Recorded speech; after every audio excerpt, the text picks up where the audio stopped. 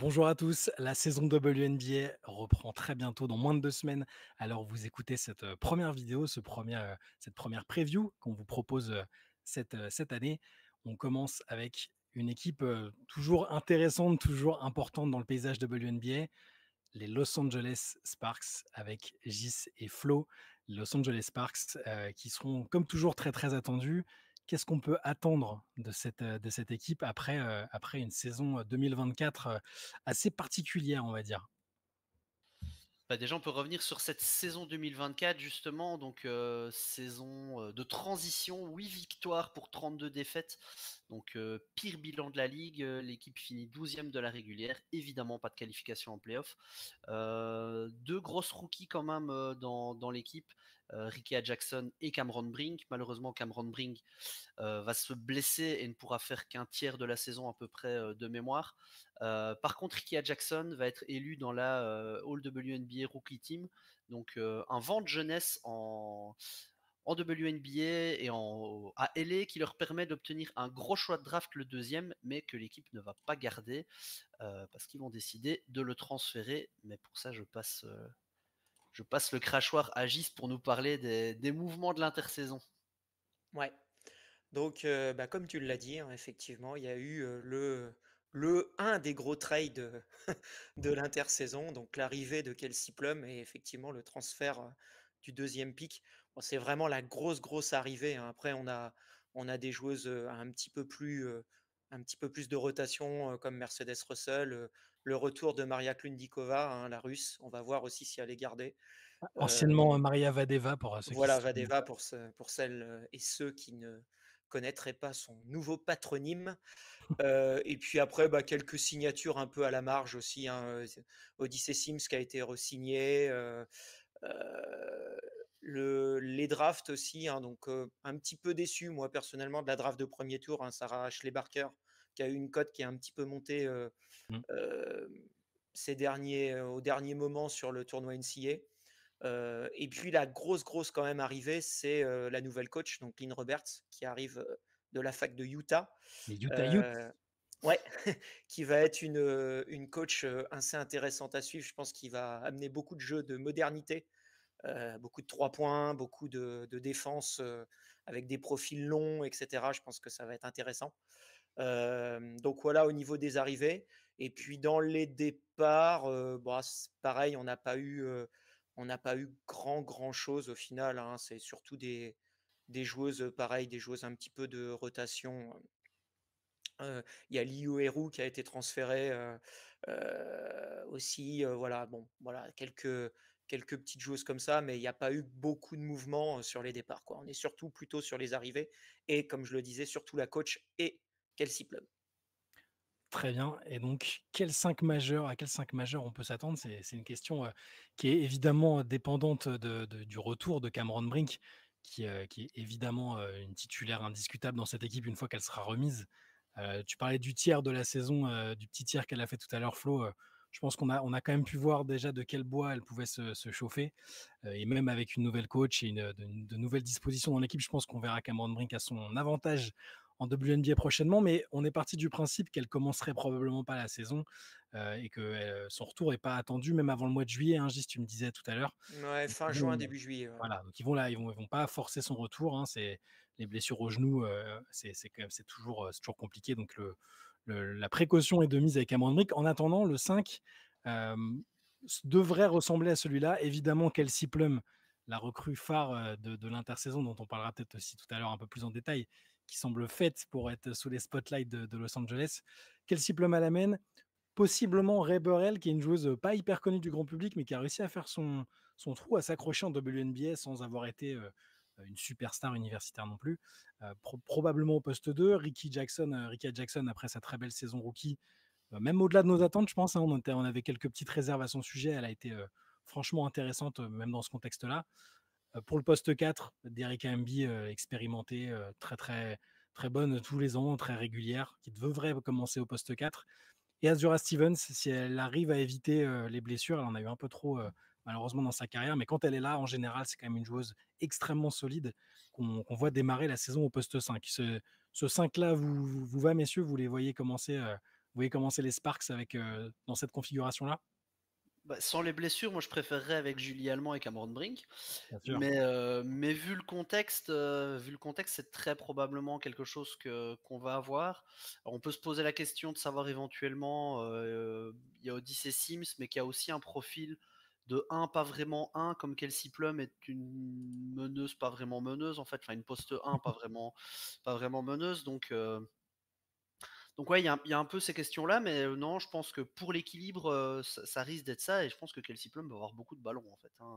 C'est vrai on n'a pas j'ai pas mentionné Julie Allemand, évidemment, on adorerait l'avoir dans le 5, mais elle est touchée au ménisque, hein, si je dis pas de bêtises, C'est et ça, même ouais, ça elle a été opérée là, ouais. voilà, elle a été opérée. Sa participation à l'Euro, alors on croise les doigts, on touche du bois pour les 4, c'est pour elle, pour qu'elle puisse vivre, cette expérience-là, et après qu'on puisse l'avoir en WNBA. Mais oui, dans l'idée, c'est, un backcourt de Julie Allemand, Kelsey Plum, c'est pas trop vilain, et on espère que ça verra le jour à un moment.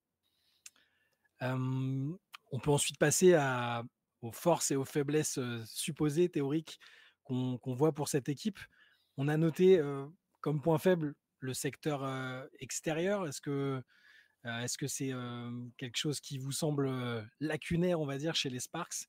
Est-ce que ça peut poser problème, pour leurs aspirations de cette saison?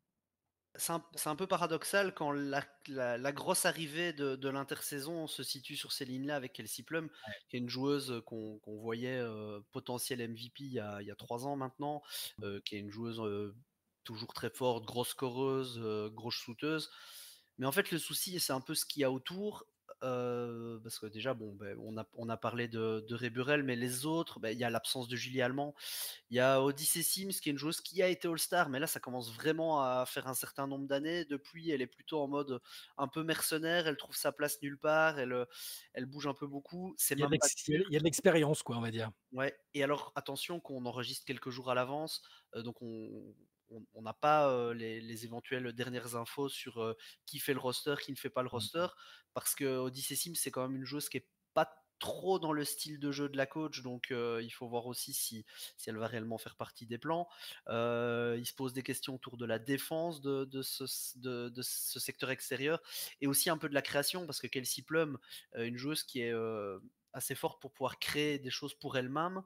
Par contre, c'est moins le cas pour créer pour les copines autour. Donc même si on a une joueuse, Kelsey Plum, qui, je pense, à titre individuel, va être forte, va faire ses stats, va avoir beaucoup le ballon, en tout cas très probablement option numéro 1 de l'équipe. C'est ce qui ressort un peu de ses déclarations, que c'est ce qu'elle voulait, un rôle vraiment sur le devant de la scène qu'elle avait jamais eu jusque-là auparavant. Mais voilà, est-ce que ce sera pas au détriment de l'équilibre global de l'équipe et d'éventuelles autres forces? J'ai un peu peur que ça manque d'une créatrice, d'une joueuse qui stabilise un peu le jeu et qui met du liant, dans toutes ces joueuses-là, qui sont finalement, il y a quand même pas mal de joueuses qui sont capables de produire des stats, toutes seules, parce que, bah, il y a Kelsey Plum, mais il y a Rickea Jackson, on en parlait, pour ce qui est de mettre la balle dans le panier, il y a aucun problème. Erika Mb, l'année passée, a fait une saison, à titre individuel, même depuis 2 saisons, je pense, où elle noircit la feuille de stats. Maintenant, ben voilà, si noircir la feuille de stats, ça suffisait pour vraiment gagner des matchs au basket, ça se saurait aussi. Donc, c'est sans doute là que le bas blesse un peu plus. A contrario, secteur intérieur, tu as commencé à l'évoquer, Derek Hamby, Azura Stevens, c'est plutôt complémentaire, je trouve. Il y a de l'expérience, des filles qui ont déjà gagné. Est-ce que bon, on n'inclut pas encore Cameron Brink, mais Ah si ouais, à je partir pense de qu'on peut en parler juillet, quand même. voilà, à partir de juillet, elle sera là, elle est destinée à être une force majeure de la ligue, des Sparks. Secteur intérieur, c'est là-dessus que les Sparks peuvent faire leur beurre un peu cette année? Ouais, bah, je pense que c'est le gros point fort. Il y a beaucoup de monde. On Mmh. l'a dit tout à l'heure, elles ont signé aussi Mercedes Russell. Bon, c'est pas, la joueuse Ouais, mais la elle plus a fiable, gagné. mais ça reste quand même de la taille, elle peut apporter un peu, voilà, sur quelques minutes. Je pense que d'ailleurs cette signature, elle est beaucoup liée au fait que Cameron Brink, ne va Ouais. pas débuter la saison. Je serais même pas étonné qu'elle soit même coupée, vu que son contrat est non garanti. Une fois que Cameron Brink va revenir, on en rediscutera, mais à mon avis, il y aura peut-être besoin même de renforcer un peu l'effectif, peut-être par des contrats un peu, par des joueuses coupées, bon, extérieures notamment, on verra. Donc, ouais, non, je trouve que c'est costaud. Après, il va falloir voir comment ça s'équilibre, tout ça, parce qu'effectivement, comme tu l'as dit, Flo, il y a Kelsey Plum qui va prendre beaucoup de ballons, donc il y en aura peut-être moins pour Derek Embiid, mais mais c'est solide. Et moi, ce que je trouve très difficile à attaquer pour les autres équipes, c'est si à un moment dans la saison, on a des line-up avec Azura Stevens et Cameron Brink à l'intérieur, mais bon courage pour marquer des paniers, quoi. Donc, avec une coach en plus, je l'ai dit tout à l'heure, qui aime bien les profils qui bougent beaucoup, qui sont très dynamiques, qui peuvent beaucoup contrer, beaucoup switcher, beaucoup changer sur les écrans, etc. Je pense que ouais, c'est vraiment leur point fort. Elles ont beaucoup d'intérieur dans l'effectif. Elles ont des joueuses qui sont capables d'être en relais, quoi. Un soir, si tu as des Harika qui est un petit peu moins bonne à l'adresse, tu peux donner les responsabilités ailleurs. Faudra voir, comme tu dis, bon, je vais l'appeler maintenant Maria Vadeva parce qu'effectivement, il faut peut-être mieux pour que les gens sachent de qui on parle. Mais voilà, c'est pareil, on parle pas de n'importe qui. On va voir si elle fait le roster. Moi, je pense que quand tu fais venir une joueuse de Russie, c'est pas pour la queuter, quoi. Enfin, il y a quand même peu de chance, quoi. Ouais. Donc ça fait quand même pas mal de monde et ouais, cette équipe, à mon avis, elle va être sans doute un peu casse-pied à jouer sur ce secteur-là. Après, c'est quand même beaucoup dépendant, je pense aussi quand même du retour de Cameron Brink et dans quel état elle va revenir et impacter, quoi. Moi, personnellement, si elle avait fait dès le début de saison, ça aurait été ma candidate numéro 1 pour le DPOI. Là, je pense qu'elle l'aura pas parce que elle va manquer trop de matchs, quoi. Presque peut-être pas loin de la moitié de la saison quand même régulière. Mais voilà, le secteur intérieur semble quand même dense. Après, à voir comment tout ça va se mettre en musique, quoi, parce que effectivement, nouvelle coach, il y a quand même un événement majeur dans l'effectif, c'est Kelsey Plum, donc on va voir comment. Mais sur le papier, en tout cas, ouais, le secteur intérieur, il y a du monde, quoi. La transition est toute trouvée pour parler de Kelsey Plum. À chaque fois, dans chaque preview, on va développer sur une joueuse à suivre. Difficile de nommer une autre joueuse. Ça a été l'un des traits de l'intersaison. C'est une joueuse un peu emblématique de ces dernières saisons, qui est très, qui a de la personnalité, qui est un peu, j'allais dire, théâtrale. C'est pas forcément péjoratif, mais on aime bien son intensité, sa personnalité, son engagement. Et sur le terrain, c'est aussi assez spectaculaire. Kelsey Plum, joueuse à suivre, joueuse qui aura une forme de challenge face à elle, de montrer qu'elle peut être l'option numéro 1 d'une équipe qui est compétitive. Alors, avec Las Vegas, elle a été une joueuse parfois exceptionnelle. On l'a dit tout à l'heure, elle a été aspirante presque MVP sur une saison. D'autres saisons un peu plus irrégulières, mais toujours les mêmes armes, hein, cette combativité, cette capacité à driver, à shooter. Qu'est-ce qu'on attend de Kelsey Plum cette saison? Est-ce que c'est le genre de joueuse qui peut faire radicalement basculer le projet à ce stade de sa carrière? Est-ce qu'elle est juste là pour préparer un peu la suite quand il y aura et Cameron Brink et peut-être une ou deux autres joueuses qui vont arriver? Comment vous voyez cette première saison de KP avec Los Angeles? Je sais pas trop, mais si on a la saison 2022 de Kelsey Plum, ça peut être vachement pas mal. Mhm. Mais c'est la vraie question. Le problème de Kelsey Plum, c'est qu'on sait, c'est un peu vraiment le problème de Kelsey Plum, c'est qu'on sait jamais trop quel Kelsey Plum on va avoir. C'est une joueuse qui, en sortant de la fac, elle avait quand même une grosse cote. C'était à l'époque elle qui avait le record du nombre de points marqués avant qu'il soit battu par Caitlin Clark l'année passée. Premier choix de draft, elle arrive à Las Vegas, mais sous Bill Laimbeer, qui dans un premier temps, bon, elle a plus été sixième joueuse par moment, elle a un peu oscillé. Elle trouve vraiment son éclat avec l'arrivée de Becky Hammon qui l'a fait vraiment plus rayonner. Maintenant, là, ici, elle dit qu'elle veut, entre guillemets, avoir un peu la couverture à elle, hein. Elle l'a presque assumé en disant qu'elle va être dans un rôle vraiment de frontwoman et que c'est quelque chose qu'elle cherchait et qu'elle n'avait pas eu jusque-là. Est-ce qu'elle a les épaules pour ou est-ce que Kelsey Plum, c'est plus une super lieutenant? Moi, je pense que c'est là que se pose toute la question, quoi. Ouais, je pense que c'est ça la grande question. C'est de savoir, parce qu'on l'a toujours vu avec des effectifs très forts. Hmm. C'est plus facile d'être fort quand on a Chelsea Gray, Jackie Young et Ja Wilson autour. Là, elle va être la première porteuse de balle et donc la première joueuse qu'on va cibler défensivement et tous les plans de jeu vont être défensifs. Je rappelle que Kelsey Plum, elle n'est pas très grande non plus. Hmm. Donc, si elle a des profils un peu importants, si elle se fait un peu doubler sur tous les pick and roll, sur les choses comme ça, c'était compliqué de doubler Kelsey Plum aux A6 parce qu'il y a du danger partout autour. On va voir ce qui peut se passer. Je pense qu'il va falloir que. Je pense qu'elle peut elle peut prendre ce rôle-là. Elle peut libérer les ballons quand elle va être doublée, etc. Par contre, la question qu'il faut se poser, c'est est-ce que les joueuses autour vont être capables de punir les choix défensifs faits sur Kelsey Plum. Est-ce que Ricky Jackson va être capable de mettre ses tirs? Est-ce que Derrick Henry va être capable de mettre ses tirs? Voilà. C'est ça, je pense, qui traduira, on va dire, la bonne saison ou pas. Parce que si effectivement elle fait les bonnes lectures parce qu'elle est doublée et qu'elle libère les ballons, mais que derrière les joueuses autour ne mettent pas les tirs, bah, sur le résultat, et c'est pour ça que j'ai un petit peu peur, moi, sur le backcourt, parce que je pense que l'absence de Julie Allemand, elle fait aussi du mal, parce que ça aurait pu aider aussi à porter la balle, à la décharger un peu de temps en temps. Là, elle va avoir quand même beaucoup de responsabilités. On a mis Reberel en poste 2, qui n'est pas vraiment une poste 2. C'est un profil, je pense, qui va plaire à Lynn Roberts, Reberel, donc elle peut jouer, j'ai pas de doute. Mais après, derrière, la deuxième poste 2, c'est soit Odyssey Sims, qu'on a dit un peu âgé, un peu plus sur le retour, ou après, on va tomber sur des rookies. Ouais, Sarah Ashley Barker, par exemple. Qui est une bonne shooteuse, qui va être bien dans le rôle aussi, je pense qu'il va plaire à la coach, mais par contre, c'est pas une porteuse de balle. Donc, on va voir quoi. Moi, je trouvais que l'effectif était très très bon au départ parce que effectivement, j'étais parti sur l'idée que Cameron Brink serait là, que Julie Allemand serait là. Là, si pendant la moitié de la saison, tu n'as pas ces deux joueuses-là, il y a beaucoup de choses qui va représenter sur la création, sur Kelsey Plum. Et là, j'ai un petit peu plus peur que ça soit plus la deuxième option, quoi, tu vois. Après, je pense qu'elle va le prendre le rôle, mais est-ce que ça va suffire dans cette WNBA là, très compétitive et tout? On va en parler toutes les previews, mais LA va être dans une range où il va y avoir, enfin, ça va être la guerre, quoi, pour la qualif en playoff, quoi. Et quand je dis la guerre, c'est peut-être même encore pire que les autres années, donc bon, on verra, quoi. Mais bon, c'est plutôt quand même un bon move, voilà. Ça reste une joueuse forte, il y a pas de. Et alors, dans quelle fourchette est-ce qu'on met ces Los Angeles Sparks avec toutes les questions qu'on vient de soulever, toutes les interrogations?